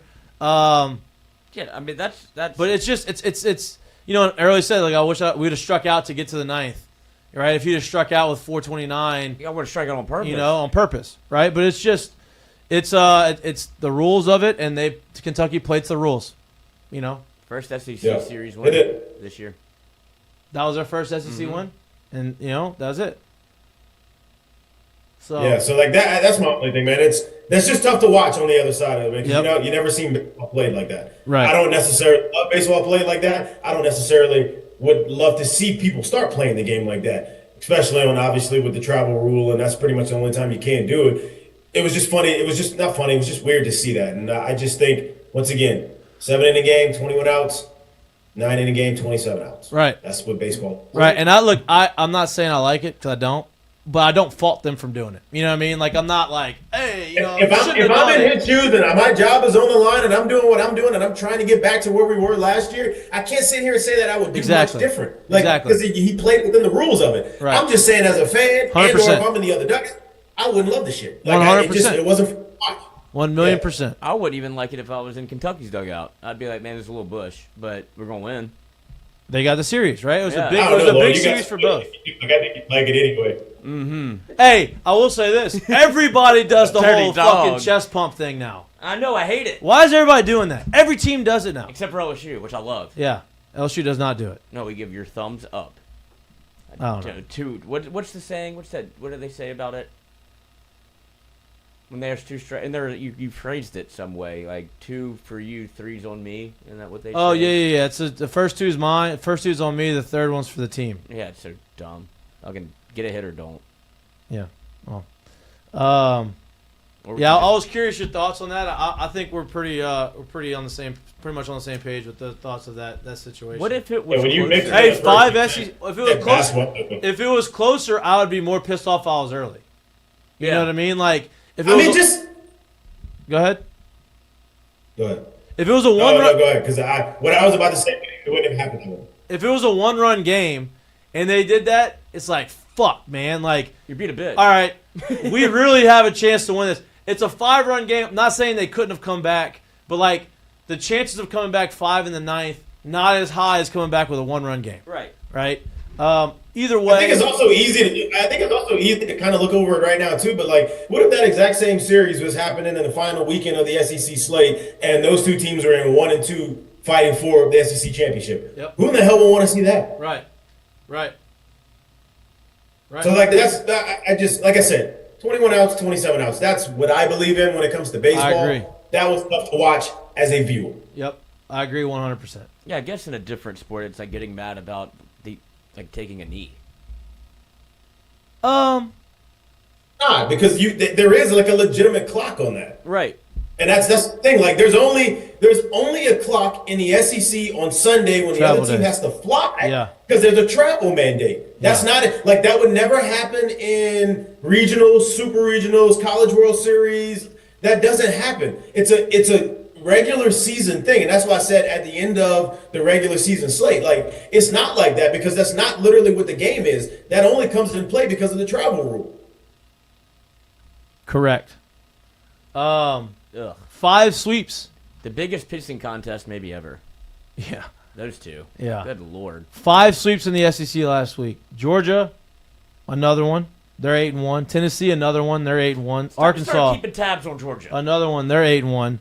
Texas has Georgia- won six good. straight. They're 8-1, and LSU rebounds off the Texas series loss to sweep to go 7-2. So LSU is technically second in the SEC behind the Big Four right now with 8-1. I guess you could technically consider them third right now because because Texas has the head-to-head matchup. Alabama 6-3. They went 2-1 this weekend. SEC is in good shape. A lot of good teams. Ole Miss 6-3. Oklahoma's 5-4, 22-5. That's obviously LSU's next opponent. Auburn had a tough weekend. I completely swung and missed on the Vandy series. Definitely not great. A&M made it close. I thought It's all right. I missed 2 by 1 game, so it's all good. I thought A&M was going to win that one. That did not happen. South Carolina, how'd they do? I think I picked A&M as well, I didn't too. say South Carolina was going to win. I thought they were going to get swept. No, and I'm they just did. wondering. Yeah. They got swept. Oh. I think I picked A&M, too, so, yeah. I refrained. You did. Georgia, interested to see. Let me pull up their stuff right now. Pull them up. Pull up their stuff. Let me pull them up. Schedule. Wes Johnson's gained some weight. So Florida, obviously that was the big one, right? They swept Florida. I think it's turned out Florida's maybe not quite as good as we thought they were, right? They're 1-8 or 0-9. What are they? What did LSU start off last year? 3-12. 3-12. Like, yeah, you can. No, I mean, I have it pulled up. was it 3-15? They were. First series was against. First SEC series with Mississippi State. They won 1. So they're 1-2. Florida won 1. So they're 2-4. Arkansas gets swept. 2-7. 2-7. Vanderbilt lose 2.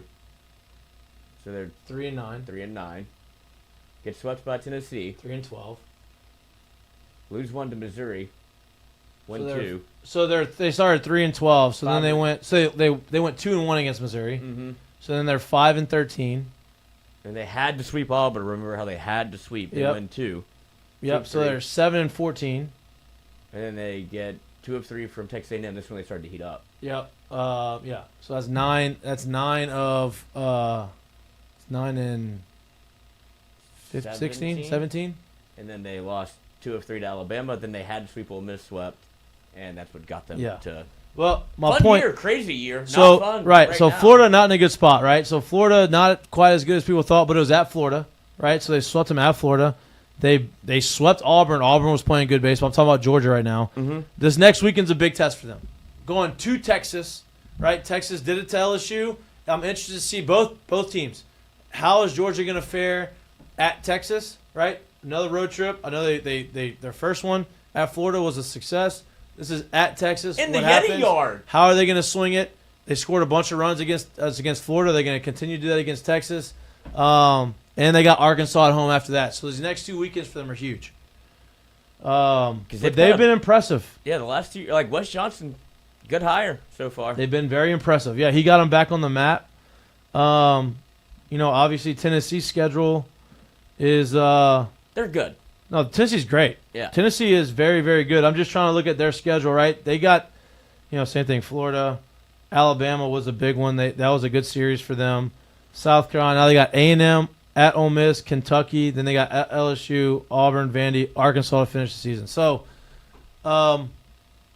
decently favorable schedule. A&M might get kicked in the teeth. Yeah, decently favorable schedule for them. Obviously, Tennessee, Arkansas, similar to what LSU's got. So, LSU has a lot of moving around happening in the SEC for sure.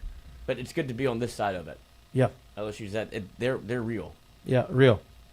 No doubt. I mean, this is not the conference, and I feel like it's as you continue to go forward, year in and year out, like this ain't the conference you want to be starting 2-7, 1-8.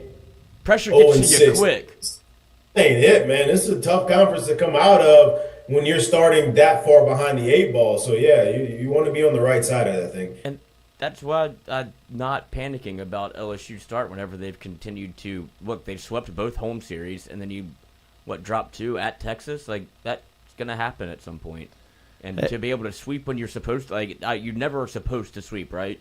Right. But to be able to get 2 sweeps against like middling teams in the SEC, like you're doing what you have to keep your head above water because the conference is that. Forget too, like if you look at the season in its totality right now, if they went on the road and swept Texas, the narrative would be, oh, Texas isn't who we thought they were, and you're supposed to do that. But if they still found a way to either lose a series or lose a couple games, then you'd be sitting here saying, oh, well, they're not that good. So it was a lose-lose situation. You forget they went into that series on, a 15, 16-game winning streak? 17. A loss was coming at some point. And if I look at it as a whole right now, and I said, yeah, I'm not surprised that's where they finally lost 2 games at. Like, come on. So whenever game we play, D1 baseball has LSU 7th. I feel like this is our way of not having an all SEC 5. They got Florida State 4 and they got Clemson 6. Fuck Clemson. Right? I'm tired of them. Texas 5, but then they've got Tennessee, Arkansas, Georgia, Florida State, Texas. So that's 4 SEC teams. Clemson. You got LSU, Alabama, Ole Miss, Oklahoma. Had to break it up. 8 out of the 10 SEC. Right? 8 out of the 10 in the SEC. Otherwise, pretty wild. Looks bad. Vanderbilt's 23rd. Yeah, wild. I mean, you run the SEC in baseball, football, basketball, track, swimming, Women's basketball. Well, yeah. Women's basketball's got more parity. Gymnastics. It's crazy. Golf right now. Y'all can get your scholarships and go have your cool careers. We got college ball. Yeah. We just got sports. We got sports. It just means more. It just means more. Hey, I was at Rice this weekend. I saw that you made the rounds of the Texas college baseball. Now. You're a Texas guy. You're a Texan. So it's in my backyard. So I went and watched Cliff and them, and there was Rice football players that was talking shit to ECU's baseball players in the dugout, and the shit talking for them was at one point I heard one dude go, "Yeah, that's right. That's why y'all be working for us in a couple of years. Come ask me for a job." And I'm like, what the damn, that's the shit talking from Rice. Wow. You never hear that. That's not the shit talking that happens in the SEC. Nobody says shit like that. That's a very insecure, privileged white person. That is shit talking right there. White rice. Yeah. Jesus Christ. Oh man. You know who my daddy is? Oh man, that was bad. funny. That's bad shit talking. I got a good laugh on that. Yeah. I was like, I've never. I would have too. Lloyd. Yes. How was your weekend? Great. You had a good weekend? What'd you do? Watch party. I was live way too much. And I wanted to play golf. Not a golf weekend. No. Not a golf weekend. Not a live stream weekend, though. Because baseball got staggered out to where if you wanted to be up at 1:30 in the morning and be in the third inning, you do could. That? For the Friday game. You stayed up the whole game? Mm-hmm. Y'all live streamed the 6 whole hours. Game? Wow. Worth it. Wow. It was fun. Too bad you're not paid by the hour anymore. Yeah, don't get paid at all, really, which is nice. They do it for the love of the game. How was your weekend? Yeah, it's good, man. I had a good chill weekend. Obviously, like I said, I went to that game on Saturday with an ex-teammate of mine, one of my boys, obviously, Chris Catullis. We went and watched Cliff Godwin and his boys do what they needed to do on Saturday. Watched a lot of baseball on Friday. Watched some more baseball on Sunday. You know, that part of the year. I'm excited about it. I love baseball. I'm excited about it. We got tailgates. Hey, man, I was young. I got like 5 games going like on the weekends, bro. I'm in here like I'm like in Dexter's laboratory, just like working, just cooking shit up in here, man. Hey, got the tailgates cooking. I talked to Robert today, Lloyd, about the baseball tailgates we got going on. Alabama, Tennessee, and Arkansas all happening. Alabama game is a Saturday. It's a Thursday, Friday, Saturday series, so that will be probably a normal tailgate with the tent, the whole deal we did last year. But the other 2, RV, baby. Let's go. RV. Yeah. Party box? Okay. Party box. Yeah. Have a good time. Have a good time. Maybe a little crawfish boil, whatever we got. You know what I mean? Yeah. I want him to get a daiquiri machine. They're not that expensive. Yeah, but like, I don't like daiquiris. I don't care. It's not for you. It's for me. You're gonna drink half of a daiquiri. Mm-hmm. Literally a half of a daiquiri. Chicks dig it. You don't even love daiquiris. You don't even like daiquiris. I think it's a good. It's good for fanfare. Yeah. Well, you got a mistake of the day? I do. Let's hear it. Considering what we just heard from poor Casan Evans Poor? about pooping. Oh yeah, great stories by the way. Yeah. Amazing content with the stories. So this UFC fighter had the same situation where she's in the middle of the fight. Ooh, I think I just shit my pants. Doing amazing. You got one more round. You got 5 minutes. You do this all day. Here's your mouth guard. You do this all day. 5 minutes. You can kill it in 5 minutes. Okay. You got 5 minutes. Poo-poo? Be smart. I need to poop. Doing amazing. You got one more round. Tough time. Wow.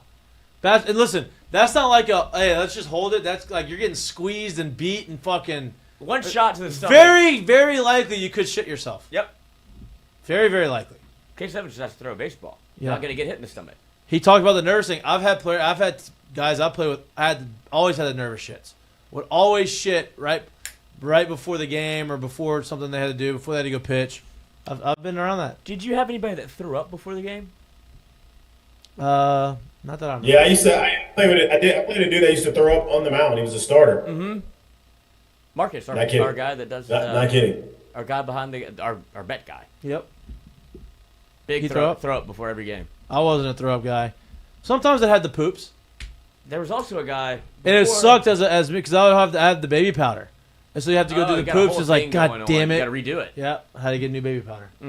There's also a guy in high school, before I got there, he used to rub one out before the game in the stall. Chase Utley. He did that? That was a rumor. Chase Utley used to go watch porn before he played. Oh. That was a rumor. I don't know if that's true. I've never seen it, but that's what they said. That's called you got a problem. That's what that's called. Yeah. Mine should be elsewhere on the game. Maybe that got him locked in. Obviously, he raked. Yeah. All right, curtain call. With a K. Curtain call. Brought to you by Perkins McKenzie. Curtain Perkins McKenzie was busy today. Yes. Hold on, I had one. Where'd I put it? Get back to me. Okay. Jay, you got one? I'm gonna go with really low hanging fruit here, but you're watching an LSU basketball team that's immediately turned into a perennial power, and obviously they had a great year this year, not getting past the Elite Eight, but great performance for what they had, for the struggles they went through this year, for the time that was missed by Flage and all these. They were not at full strength a lot of the year, and I think that might have hurt them a little bit in terms of putting it together towards the back end of the year. But I want to say a great year. Yeah, shout out. Great year. Great year to LSU women's basketball. Keeping basketball alive here in Baton Rouge, which we needed. Greatly needed. Lloyd, you're still searching? No, I have it. All right. A little bit off the beaten path. 19-year-old. You no way. Jacob Minsick had his withdrawal papers in his hands at the start of the Miami Open for tennis. Couldn't submit them because the official was out to lunch. Won the whole tournament instead. Wow. Why was he trying to withdraw? Bad weather. He was like, I'm gonna get out of here. Weather cleared up. Didn't had the papers drawn up, ready to go. Can't find him to who to give them to. He's like, fuck it, I'll play. Wins. Wow. Yeah. Good for him. Yeah. That's great. 19. Yeah, good. That's great. All right, my curtain call is there's a lot of drama happening in Major League Baseball right now, and my curtain call is to Marucci, because Marucci is the official bat of Major League Baseball, and the New York Yankees, if you're not familiar with what's going on in baseball, the New York Yankees score 15 runs, hit 9 home runs, the day after moving towards to our torpedo bat, right? This is new to a lot of other people, not necessarily new to baseball or Major League Baseball or Marucci. 2 years ago, Marucci was the company, the bat company, official bat of Major League Baseball, that started doing the torpedo bat. The torpedo bat is not illegal. All it does is distribute the weight differently in the bat. Doesn't change the way the bat is the weight of the bat, doesn't change the BPI of the bat. It just moves the sweet spot down on the bat to a spot where you make more contact. MOE. Right? But Major League Baseball and the New York Yankees being the New York Yankees in the #1 market in all of baseball, where everybody is looking in there, and now everybody wants to think someone's cheating. They look at the Yankees, hit 9 home runs, score 15 runs. Oh my God, they're revolutionizing the game with a torpedo bat. Shout out to Marucci for doing it 2 years ago. They have been revolutionizing the game for a really long time. The bat dimensions and the way they customize bats is not new. They are kind of the godfather of that with the knobs and the different types of bats. So shout out to them continuing to change the game. And I think that's their motto. Marucci changed the game. What's the next bat? What do you do differently now? Like, what's the next iteration of this? I mean, I think it's all dependent upon like your swing, right? Like, hey, where do you make contact on the bat? What's the balance look like? What feels comfortable? That's all about going to the baseball performance lab that's connected to Marucci and getting your bat fitted, right? Like understanding what your swing is and understanding what bat matches your swing the best, and that's kind of what they've been doing over the last however many years, 5-6 years of the bat fitting stuff. And I don't think there's really no ceiling to what they can do within the parameters of the rules. Cork it. No, I can't do that. So shout out. That's my current call. Marucci and the torpedo bat. Change the game. Change the game. It does look wild. Yep. All right. That's all we got for you today. What's for dinner, boys? I'm starving. That's a good question. I don't know. I might go some barbecue, man. Ooh, oh, you're in Texas. Gotta get it. Jesus I've Christ. actually been craving some barbecue, to be honest with you. Should be smacking. I got a couple places here. Boy. I've been craving some barbecue. I'm gonna have some chicken broth. I'm making a freaking sandwich at home. That's all I got today. I didn't get any food. I know. It must be Monday. God, dog. Yeah, it's Chicken tenders is what he wants. No chicken tenders. No chicken tenders. He didn't get them at the game either. I thought for sure we were gonna split some tenders. I did good. I didn't even eat at the game. No, I had some peanuts. Zins. And some Zins. Smooth Zins. Rally Zin. Had 2 of them. Worked? Yeah, it did work. All right. Still owe me $1. No, we're even. We ended up even. I did it again on the live stream, but no, I was down $25. $25 betting $1. Well, I started upping it. I started to chase and then run it all back on Luis Hernandez. You went $25? Yeah, I called it. Wow. He's about to homer here. What a call. What a call to get your money back. Yeah, no doubt. All right, that's all we got for you on this beautiful Monday. We appreciate you tuning in. We appreciate Casan Evans coming in. Unbelievable interview. If you missed it, don't worry. It's on YouTube. We'll cut some clips of it and put it on social media. We have clips from his thing for days. Yeah. Right? His mom's going to be so happy. He is. She is. She is. She is. She is. She will. Like and subscribe to our YouTube channel. If You're you going don't to be happier than Milam's mom because Milam didn't tell his mom when he was on. She wasn't very happy about that. Oh, you heard? You talked to her? Yeah, I talked to her in Austin. She wasn't very happy about that. Really? That she was on the show and he didn't say anything? Wow. Yeah, she watches the show and he didn't tell her. He didn't let her know. Damn. I hope she knows I've been a big advocate for old Steven since last year. I've been saying he should have been playing shortstop the whole time. But people forget. He can ball. All right. Yeah, he can ball. Please like and subscribe to our YouTube channel if you can't watch us, but you like listening to us or anywhere you get your pods. We appreciate y'all. We appreciate all the love. We'll be back live in studio Wednesday from 6 to 8-ish.